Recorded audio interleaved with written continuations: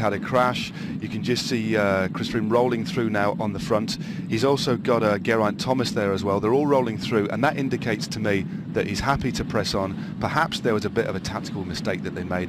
It's a very technical opening part to this stage, and if you're in the wrong half of the peloton, you get caught behind some gaps, especially in the west. And I know we understand it was a little bit wet earlier on.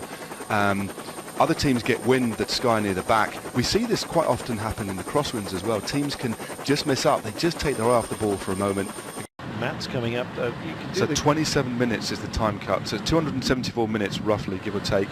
So they have 27 minutes to make the cut. And as you see, they've still got a few Ks to go. They're going to make it by 3 or 4 minutes. But yeah, 27 minutes is the time cut for today's stage. Again, just coming through, there's a few others as well who've had a bit of a tough day today, and in fact some that we thought might actually be a feature at the end. We thought on the right hand side, this is the last little roundabout.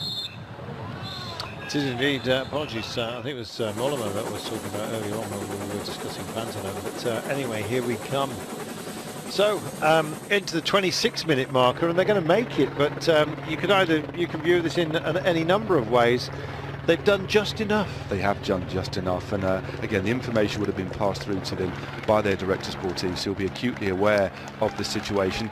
I just think because they're rolling through in such a relaxed fashion, and I do use that with respect, these riders have had a very, very hard day out at the back end of a ridiculously brutal race, so I'm not taking anything away from them.